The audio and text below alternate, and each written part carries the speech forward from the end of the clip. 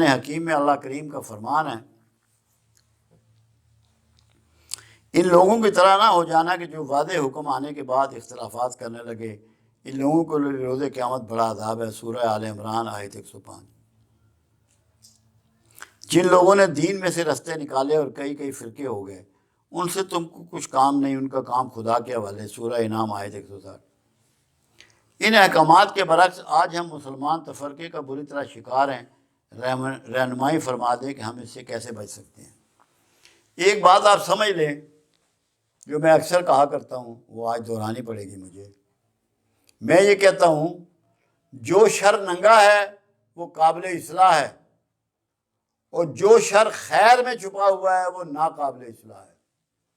جب آپ یہ کہتے ہیں کہ جو میرا نظریہ ہے، جو میری معلومات ہے، جو میری فکر ہے، جو میرا مسلک ہے، یہ صحیح ہے، آپ اس پہ ڈٹ جاتے ہیں اور یہ نہیں سوچتے کہ آپ نے دیوار کھڑی کر دی ہے تفرقے کی۔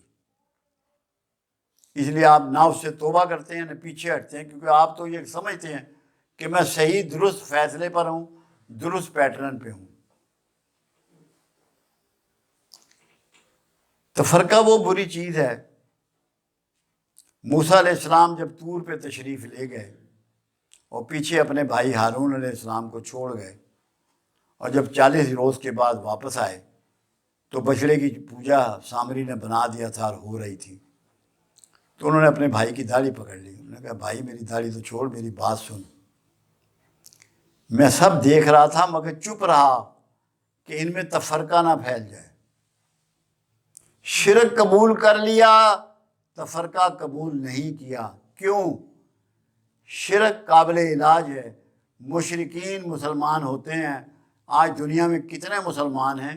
یہ سب پہلے مشرکین ہی تھے، وہ مسلمان ہوئے، اور روز ہو رہے ہیں، ہر ملک میں ہو رہے ہیں، پاکستان میں ہو رہے ہیں، جیلم میں ہو رہے ہیں، کراچی میں ہو رہے ہیں، امریکہ میں ہو رہے ہیں، مگر تفرقے والا ایک بھی نہیں سننے میں ملتا کہ ٹھیک ہوا ہو۔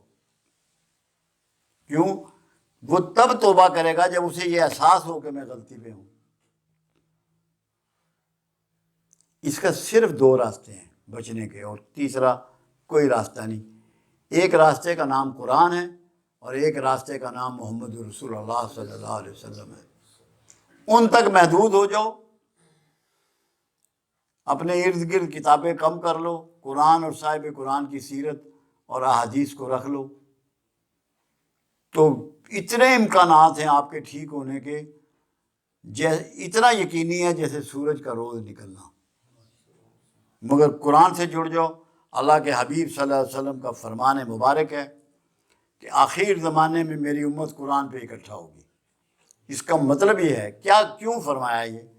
اس کا مطلب ہے کہ یہ بکھر جائے گی، پہلے بکھرے گی تو اکٹھی ہوگی نا، اگر بکھری ہوئی نہ ہوئی تو اکٹھے ہونے کا کیا معنی؟ یہ بھی نشاندہی فرما رہے ہیں کہ میری امت قیامت کے قریب قرآن پر اکٹھا ہوگی، اس کا مطلب بکھری ہوئی ہوگی۔ آپ نے نشاندہی اس کی فرما دی، وہ 73 فرقوں والی بھی فرمائی۔ حالانکہ وہ بہت آسان سی بات ہے کہ 73 فرقے ہوں گے اور آخری فرقہ جو ہے وہ درست ہوگا۔ آخری فرقہ ہی نہیں ہوگا، وہ ہوگا جو ان میں 72 میں شامل نہیں ہوگا۔ اور تیسری بات، تفرقے کو مٹانے کے لیے مہدی کا رول ہے۔ مہدی علیہ السلام نے شریعت نہیں بدلنی، قرآن میں امینڈمنٹ نہیں کرنی، دین میں کوئی تشریح نہیں کرنی۔ کیوں؟ دین مکمل ہو چکا ہے، اللہ کے حبیب کے ہاتھوں دین مکمل ہو چکا ہے، قرآن اتر چکا ہے، فائنل ہو چکا ہے۔ شریعت کے اور دین کے کوئی احکامات نہیں بدلے جائیں گے۔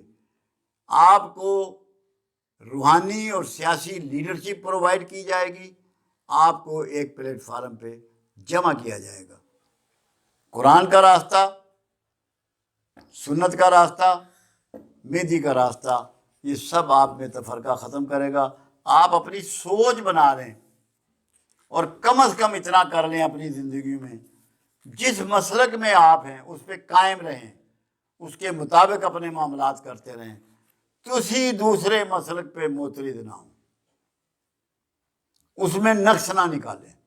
جو آپ کر رہے ہیں اس کو جاری رکھیں، اللہ آپ کے اس کو قبول فرما لے۔ سند دے دے آپ کو پسندیدگی کی، مگر کسی دوسرے پر معترض نہ ہوں، اتنا کام ضرور کر لیں۔